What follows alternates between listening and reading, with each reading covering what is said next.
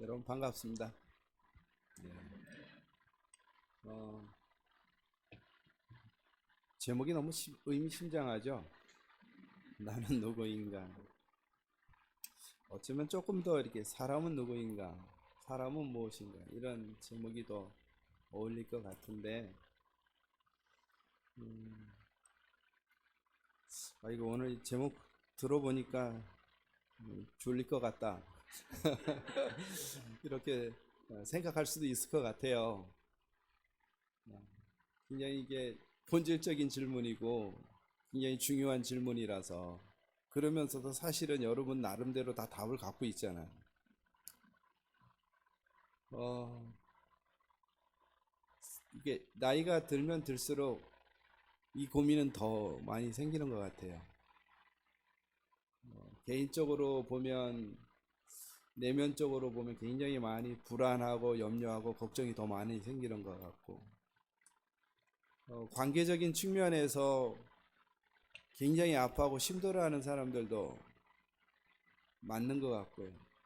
그 관계는 내가 의도했던 거와는 전혀 다르게 막 이게 터지면서 뜻하지 않는 것들을 또 수습을 해야 되고, 원치 않는 고통은 왜 이렇게 나에게 찾아와 가지고 나를 괴롭히고, 내가 고통당하는 거는 그나마 괜찮겠는데 가족들이 고통당하면 더 힘들고 괴롭고, 뭐 하나 넘어가나 했더니 그 다음에 또 터지고 또 터지고, 또 이렇게 터지는 것은 이렇게 무대기로 다가오는지,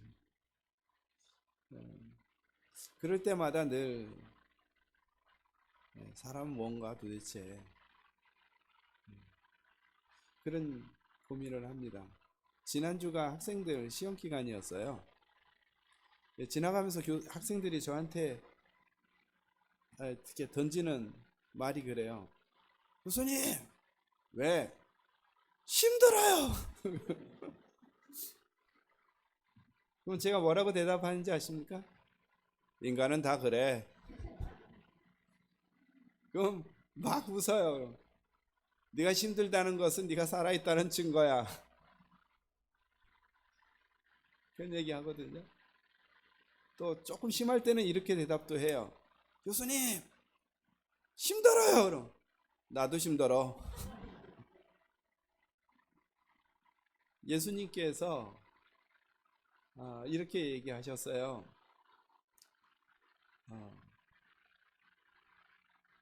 네가 나를 사랑하면 내 계명을 지켜라 그랬거든요. 네가 나를 사랑하면 내 계명을 지켜라. 근데 예수님의 계명은 둘로 나눠지죠. 보편적으로 하나님 사랑, 이웃 사랑 이렇게 나눠져요. 근데 이제 일반적으로 우리가 사람들이 생각할 때 하나님은 사랑을 하겠는데 아니면 인간은 못 사랑하겠다는 말이에요. 여러분들은 해당이 안 된다면 용서를 하고 들어주세요. 하나님은 사랑하겠어요, 그렇죠? 왜냐면 하나님이 나를 위해서 하신 일이 있잖아요.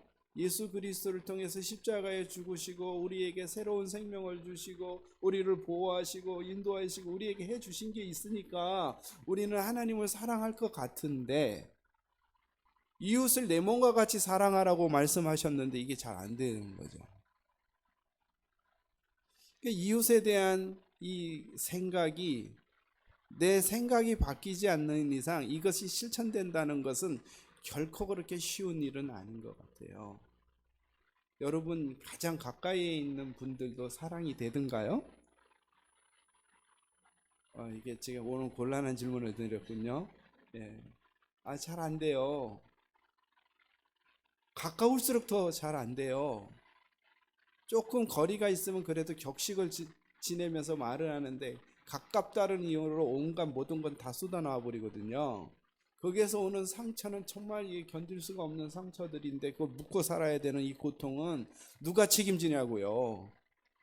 힘들어요. 그러니까 이웃을 사랑한다는 게 그렇게 쉬운 일은 아니에요. 그런데 이걸 가만히 보면 이웃을 사랑 안 하면 거꾸로 하나님을 사랑 안 하는 것이 돼 버려요. 그렇죠? 네가 나를 사랑하면 내 계명을 지키라 그랬으니까 이웃을 사랑해야지 하나님을 사랑하는 거잖아요. 이게 사실은 분리된 개념이 아니라는 거예요. 그렇다면 도대체 우리 안에 뭐가 잘못이 있는가? 우리가 예수를 믿고 난 다음에 머릿속에서 바뀐 게 뭐가 있는가? 한번 그것을 체크해 봐야 돼요. 바울이 골로새서에서 이런 이야기를 했어요. 예수 그리스도를 믿는 사람들에게 뭐라고 얘기했냐면 네 지식에까지 새롭게 함을 받아라. 그러니까 네가 예수 그리스도를 믿기 전에 가지고 있던 사람에 대한 인식, 관계에 대한 인식, 이런 것들이 새로운 지식이 형성이 돼야 이웃과의 관계나 나 자신에 대한 것이나 이런 것들이 새로워진다는 이야기예요. 그것은 거꾸로 우리가 타락한 이후에 우리가 이 세상을 살면서 가지고 경험적으로 문화적으로 경험했던 나 그리고 관계 이런 것조차도 예수 그리스도 안에서 새롭게 인식하고 그 새로운 인식으로 세상을 보고 나를 보고 상대를 봐야 된다는 이야기예요. 예수님이 이런 얘기를 하셨어요. 너희는 살인하지 말라는 말을 들었구나. 나는 너희에게 말하노니 친구에게 형제에게 나가라 하는 자마다 지옥불에 던져버리겠다. 이렇게 얘기하셨어요. 이게 무슨 말이냐면 너희가 조상들로부터 들은 이야기, 이거는 태어나면서부터 관습과 그 다음에 경험과 이런 걸 통해서 얻었던 살인의 개념이에요.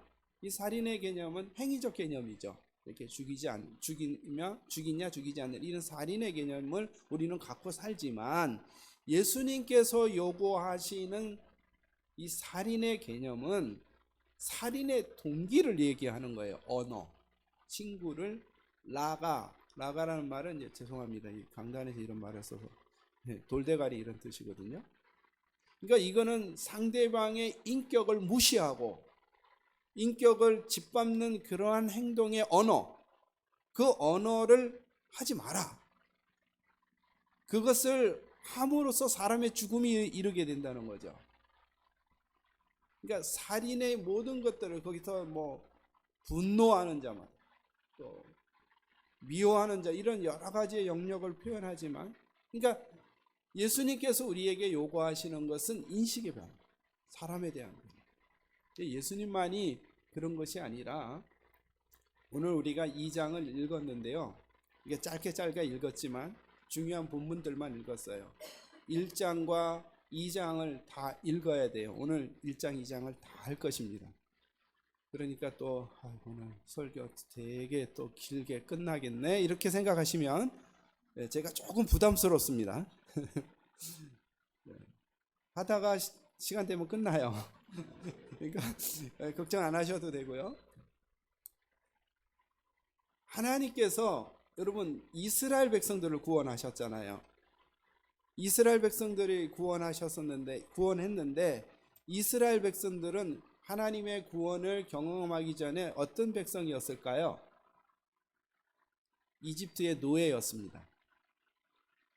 이집트의 노예로서 이집트에서 내려와 430여 년 동안을 살아가면서 그들이 경험했던 모든 것들에 대한 사람에 대한 인식이라든가 이런 것들이 아주 가득 그냥 쩔어 있겠죠. 이스라엘 백성이라고 특별한 인간관을 가지고 있었다라고 저는 생각하지 않아요. 왜냐하면 3일 길을 가서 물이 없다고 하나님을 원망하고 하는 이 변덕스러운 이스라엘의 모습을 보니 그렇지 않을 것 같아요. 근데 여기에서 우리가 이제 생각해야 될 것은 하나님께서 이스라엘 백성들을 구원하고 그들을 가르치기 위해서 주신 책이 뭐냐면 이 성경책이에요. 구약이에요. 특별히 창세기 1장은 처음 하는 말인데 굉장히 중요한데 1장의 제일 하이라이트가 뭔지 아세요? 하나님의 창조 이야기 중에 가장 하이라이트, 사람을 만드는 이야기. 사람을 만드는 이야기. 여기서 우리는 사람에 대한 이해를 좀 더 새롭게 해볼 필요가 있습니다. 이 관점으로, 이 생각으로 사람을 보아야 된다는 이야기거든요. 오늘 본문에 읽지는 않았지만 창세기 1장 26절에 보면 여러분들이 다 아는 이야기니까 또 모르시면 오늘 아는 척 하시면 됩니다. 뭐라고 되어 있냐면 하나님께서 우리의 형상을 따라 우리의 모양대로 사람을 만들자라고 얘기를 했어요. 여기에서 뭐라고 이야기를 하고 있냐면 하나님의 형상이 나오고, 그렇죠? 하나님의 모양대로 사람을 만들자. 그러면 사람은 누구죠? 하나님의 형상이에요. 근데 그러면 사람은 하나님을 닮았다는 이야기 아닙니까? 보편적으로 우리가 그렇게 이해를 해요. 근데 여기에는 굉장히 중요한 의미가 담겨져 있어요. 이것을 이해하려면 어떻게 이해해야 되냐면, 그러면 그 당시 이집트가 이스라엘을 지배하고 있던 그 당시의 사람들은 이 신의 형상, 하나님의 형상이라는 이 단어를 어떻게 기억하고 있었을까? 이거예요. 굳이 이 이야기를 하나님이 하실 필요가 없거든요. 우리 모두 하나님의 형상이야, 우리는 하나님의 형상이야 라고 모두 다 이렇게 생각하고 있다라면 하나님이 굳이 이야기를 해야 될 이유가 없잖아요. 그렇지 않습니까? 네. 저희 어머니가 저한테 맨날 듣기 싫은 얘기를 하셨어요. 정말 충격이었어요. 그것도 아침 밥 먹을 때마다 내 옆에 앉아서 하는 말, 넌 내 아들 아니야. 엄청 충격이었어요. 저는 고등학교 때 돌아가실 때까지 그 얘기를 하셨어요. 너는 내 아들 아니야. 그래서 아직도 지금 내 출처를 잘 못 찾고 있어요. 어머니가 제가 어머니 아들이 아니라서 이 이야기를 한 게 아니에요. 어머니가 그 다음 말이 중요해. 너는 하나님의 백성이야. 이거 잊지 마라. 이 얘기를 거듭해서 반복해서 얘기하셨거든요. 그 얘기는 내 머릿속에 너는 하나님의 백성이라는 것을 잊어서는 안 된다는 것을 강제적으로 집어넣는 거죠. 그렇죠? 그 얘기는 거꾸로 내가 그렇게 생각하지 않는다는 거죠. 지금 이 세상에 있는 많은 사람들이 하나님의 형상이라고 생각하는 사람이 그렇게 많지 않아요. 그러면 그 당시에 사람들은 어떻게 생각했느냐? 빨리 해야 되겠네요. 그 당시에 사람들은 어떻게 했냐면 이 신의 형상은 딱 두 가지예요. 하나는 조각상.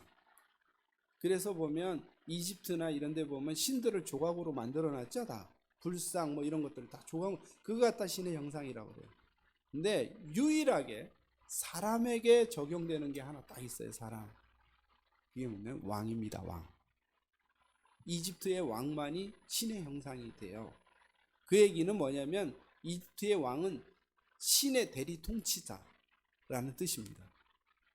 근데 오늘 성경에 보면 사람은 하나님의 형상이라고 하면서 모든 만물을 다스리라고 얘기하잖아요.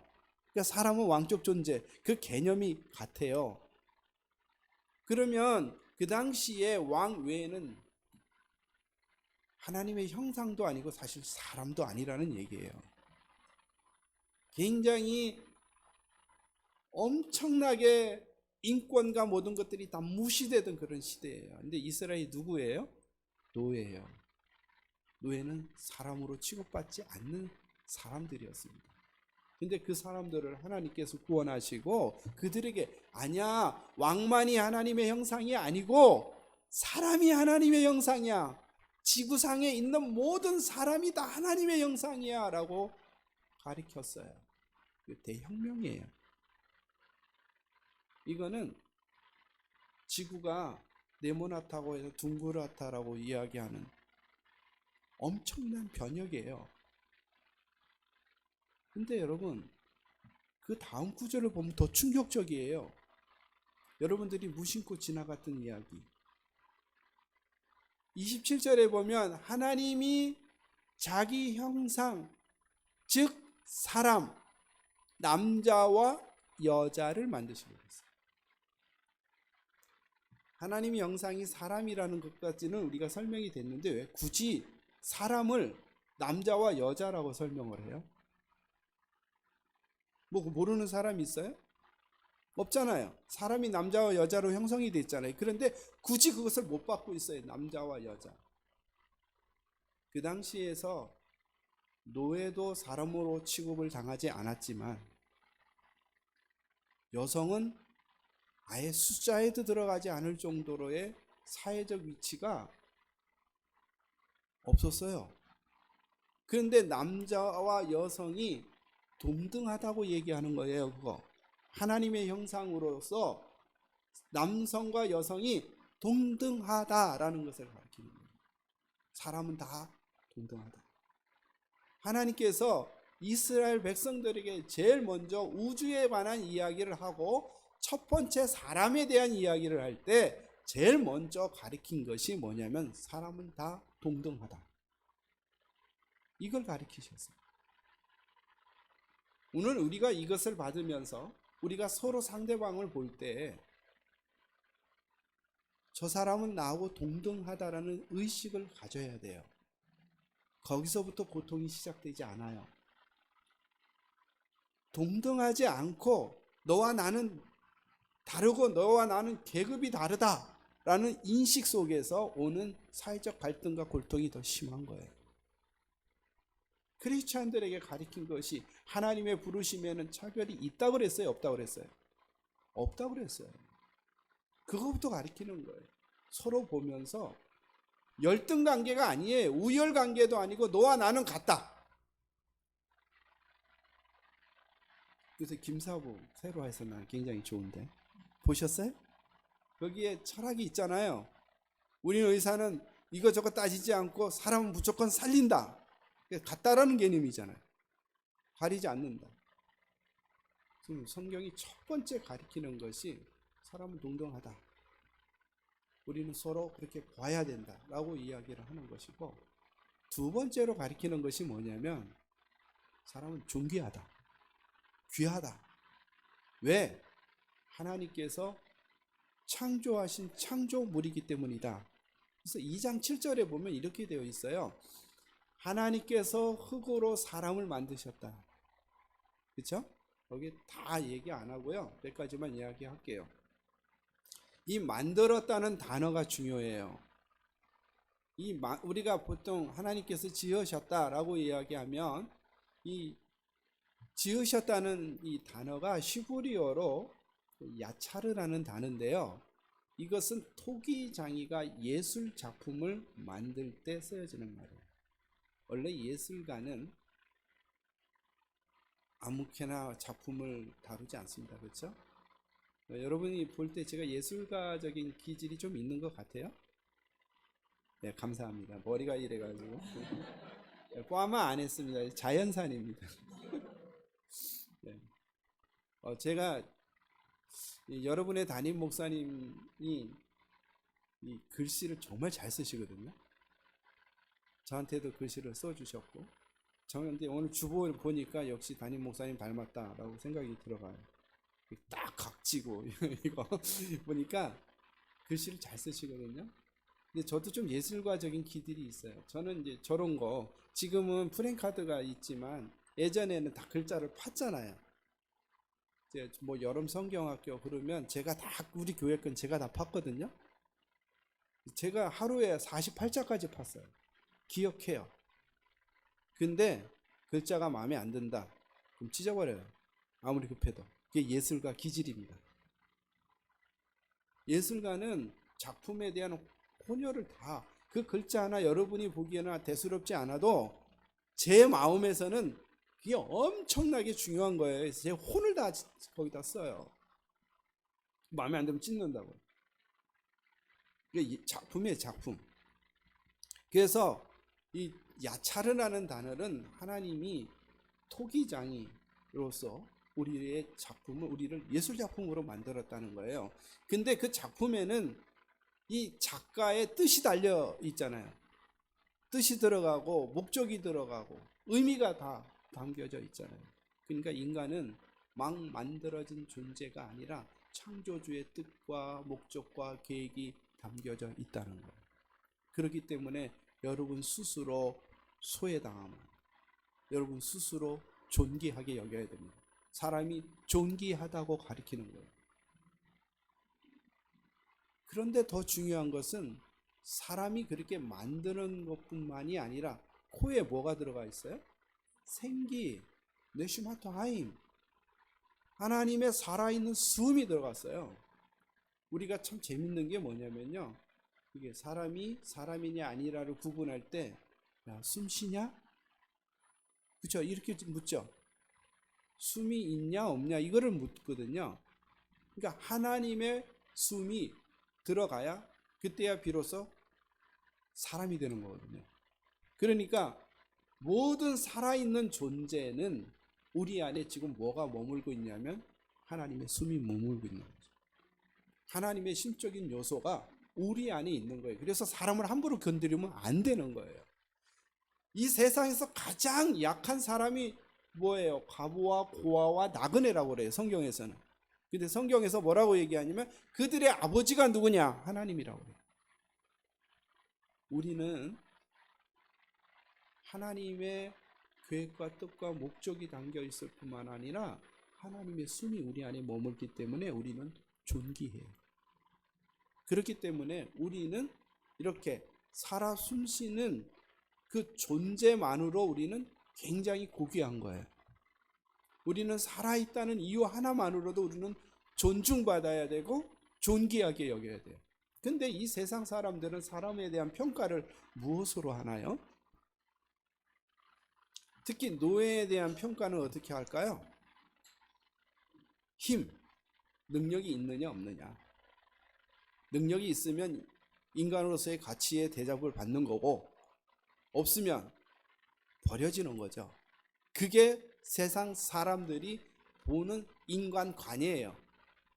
근데 우리에게 지금 하나님께서 이 말씀을 주시는 이유는 그렇게 하면 안 된다는 거예요. 인간은 그렇게 봐서는 안 된다는 거예요. 자, 오늘날은 사람에 대한 평가를 어떻게 합니까? 동일해요. 그 사람이 가지고 있는 직위, 능력, 이거 가지고 사람을 평가해요. 공감하십니까? 근데 오늘 성경은 크리스천들에게 너희는 그렇게 하지 마라 이렇게 얘기하는 거예요. 사람을 대할 때 사람을 있는 그대로 존중하고 존귀하게 여기라는 거예요. 그래서 교회 안에는 차별이 있어서는 안 되는 거죠. 그렇게 바라볼 때 세상이 바뀌는 거예요, 사실상. 그것을 하나님께서 우리에게 요구하고 있는 것입니다. 우리는 다 존귀해요. 한번 이렇게 얘기해 볼까요? 나는 존귀하다. 나는 존귀하다.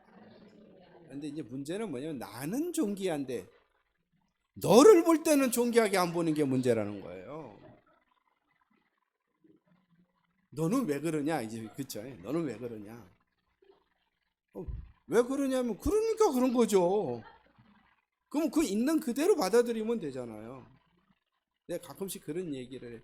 교수님 참 저는 힘들고 어렵고 막 그래요. 그러면 내가 이런 얘기해요. 힘들고 어렵고 그렇지 그게 너야. 그러니까 그것도 받아들여. 거기에서 힘이 생겨. 우리 상대방을 격려해야 돼요. 왜냐면 조금 이따 이야기하겠지만 하나님이 만드신 귀한 작품이거든요. 남의 작품 망가뜨리면 작가 화나요. 그렇지 않아요, 여러분? 제가 제 기분이 좀 상할 때가 언제인지 아세요? 제가 책을 몇 권 썼어요.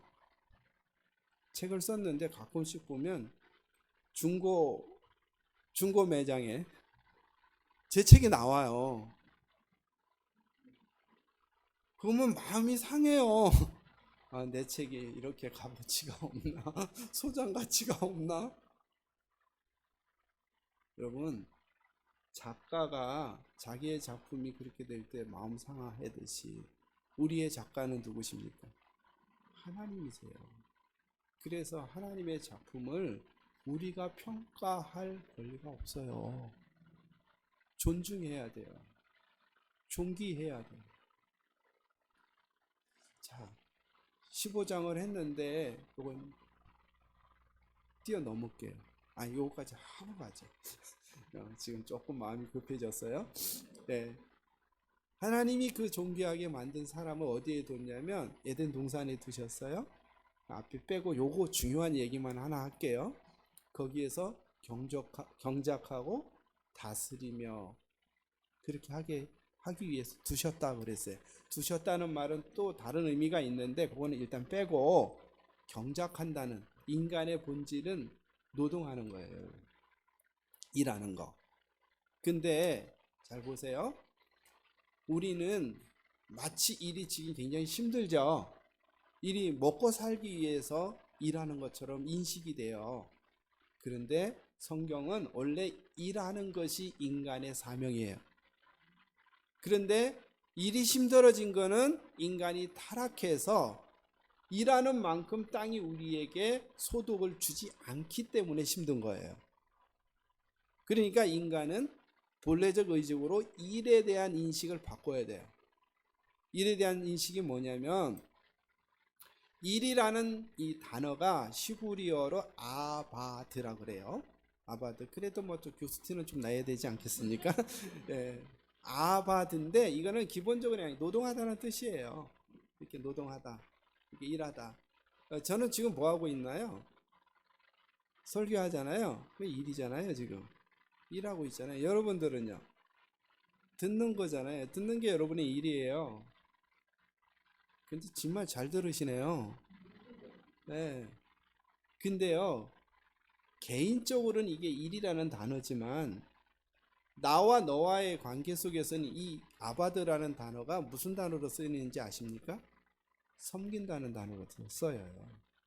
그러니까 일하고 섬기는 게 다르지 않다는 얘기예요.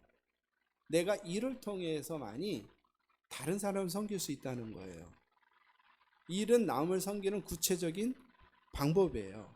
지금 나는 일을 하고 있지만 여러분을 섬기고 있는 거죠.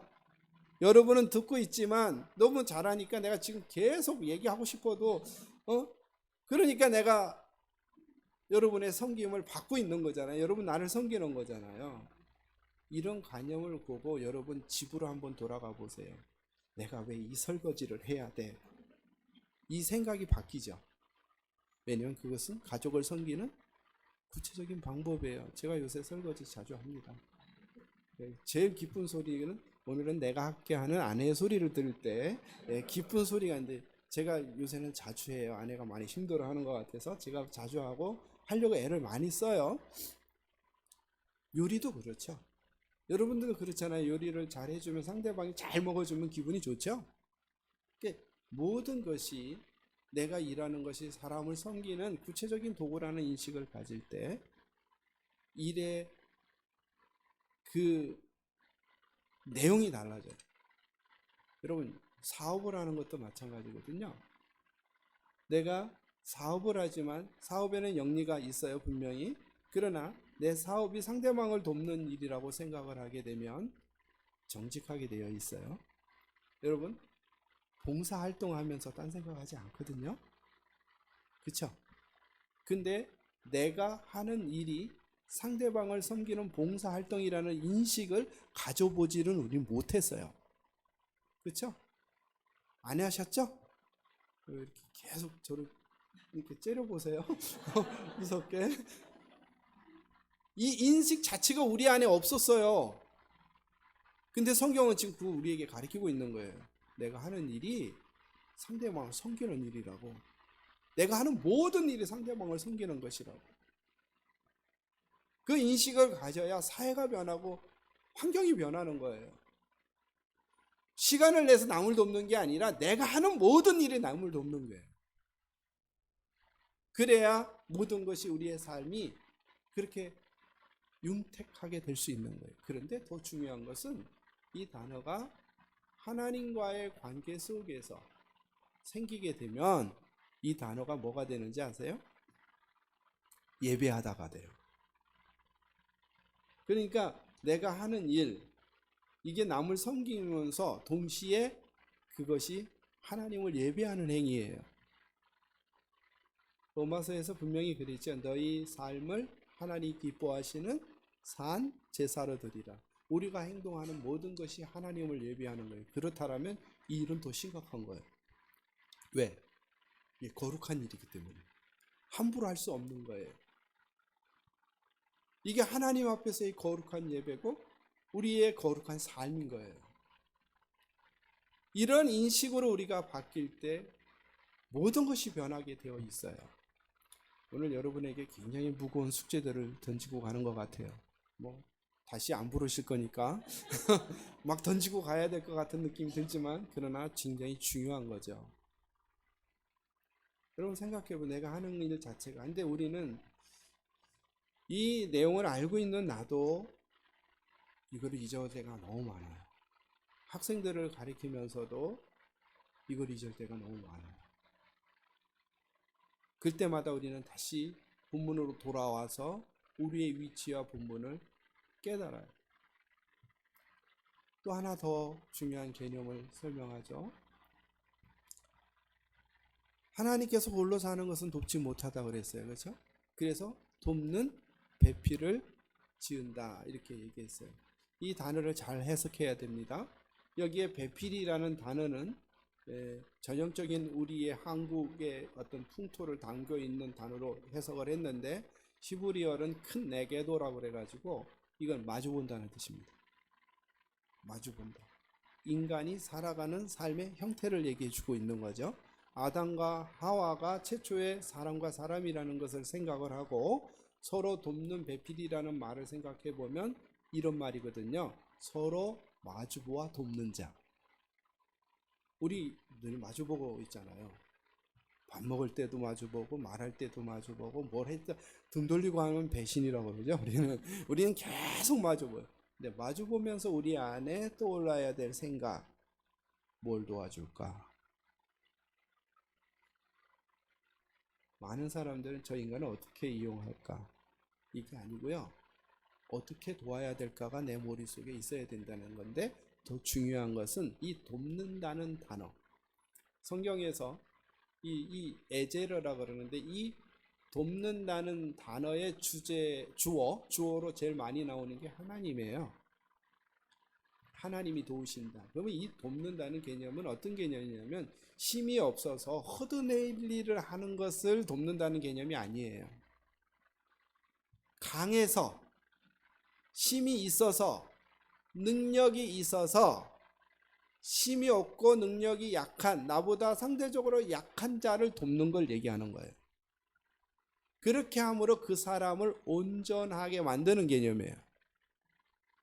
그렇기 때문에 이 개념 속에서 우리가 절대적으로 하지 말아야 할 생각이 뭐냐면 나는 절대적으로 강하다라는 생각을 버려야 돼요. 인간은 절대적으로 강하지 않습니다. 상대적으로 강합니다. 누구든지 상대적 강함을 다 갖고 있어요. 저 핸드폰은 우리 딸한테 다 물어봐야 돼요. 내가 이게 이렇게 하면 좋을 것 같은데 우리 학생들한테 물어봐야 돼요. 걔들이 강한 거예요. 그쪽 부분에 있어서. 걔들은 나의 스승이죠. 나의 스승입니다. 그러니까 교수는 모든 것의 지배자가 아니에요. 그 영역에 한해서. 상대적인 거예요. 이거 보면 되게 남편과 아내도 보면 약한 부분이 있고 그거는 아내가 채워줘야 되잖아요. 그렇죠? 또 남편이 저는 이제 저희 아내가 옆에 있으면 저는 좀 편안해요. 가끔씩 어디 가면 혼자 있으면 잠이 안 와요. 그런 게 다 있어요. 서로 상대적인 것들에 대해 상대적으로 채워주게 되어 있어요. 그래서 로마서에서 보면 사도 바울이 강한 자는 약한 자의 약점을 담당하라고 했어요. 그래서 우리가 서로 살아가면서 가져야 될 인식은 뭐냐면 내가 저 사람을 어떻게 할 것인가가 아니라 내가 어떻게 도울 것인가를 생각해야 돼요. 근데 왜 이게 이런 생각들이 안 드는지 아세요? 인간의 타락이 인식을 바꿔놔서 그래요. 여인에게 내리는 저주 가운데 너는 남편을 원하나 남편은 너를 다스린다는 말이 있어요. 그때 그 원한다는 말이 뭐냐? 소유하고자 하는 욕망이에요. 다스린다는 것은 지배욕이고 인간과 인간의 사이가 서로 돕는 관계가 파괴되고 서로 소유와 지배욕에 의해서 갈등과 대립의 현상이 일어날 것에 대한 이야기예요. 그것이 가장 가까웠게는 남편과 아내 사이에서, 가족과 가족 사이에서, 또 그룹과 그룹 사이에서, 크게는 국가와 국가 사이에서 일어나는 대립을 이야기하고 있는 거예요. 예수를 믿는다는 것은 그런 가운데서 구원을 얻었다는 얘기입니다. 그런 가운데서 구원을 얻어서 사람을 볼 때 돕는 사람으로 내가 도와야 된다라는 그런 의식으로 서로 관계를 살아가라고 성경에서 가르치고 있는 거예요. 마지막으로 12시가 지났어요. 네. 그래도 2분만 더 주세요. 괜찮겠죠? 그 궁극적인 목적인 어디냐? 서로 도와서 어디로 가야 되느냐? 한 몸 공동체를 만들어야 돼. 남자가 부모를 떠나 아내와 연합하여 뭐가 되라? 한 몸이 되라 그랬어요. 한 몸이 되라. 여러분, 결혼은 말입니다. 둘이 한 집에서 사는 게 아니에요. 성경적 정의가. 우리는 일반적으로 둘이 한 집에서 우리 같이 살자 이렇게 얘기해요. 성경은 둘이 한 몸이 되는 거라고 그래요. 한 몸 공동체. 반쪽도 아닙니다. 한 몸. 근데 그 한 몸 공동체의 특징이 뭐냐? 부끄러움이 없다. 뭐 했는데? 벌거벗었으나 부끄러움이 없다. 벌거벗었다는 것은 수치죠. 그런데 그것이 한 몸 공동체 안에서는 문제가 되지 않아요. 회복이 돼요. 교회가 어떤 곳이나요? 모두 다 올 수 있죠? 그곳에서 회복이 일어나야 되는 거죠. 그 한 몸이라는 단어가 유일하게 사용된 곳이 어디냐면 교회예요. 에베소서에서 바울이 뭐라고 그랬냐면 예수 그리스도께서 막힌 담을 허시고 원수된 이 둘을 한 몸으로 만드사 그렇게 하셨어요. 그래서 교회는 그리스도의 몸이고 교회의 머리는 그리스도다 라고 이야기하면서 한 몸 공동체를 만드셨고, 주님께서 창조하셨을 때의 이 창조 목적을 교회 공동체 안에서 이루시려고 했던 것입니다. 반석교회가 지향해야 될 것이 바로 그것입니다. 저는 이 교회에 오는 모든 사람들이 들어올 때는 어려움이 있으나 시간이 지나면 지날수록 회복이 되고 온전한 한 몸 공동체의 일원으로 굳건하게 설 수 있기를 주의 이름으로 축원합니다. 기도드리겠습니다. 하나님, 오늘 말씀대로 우리가 살아서 하나님 나라 이루게 하옵소서. 예수님의 이름으로 기도드립니다. 아멘.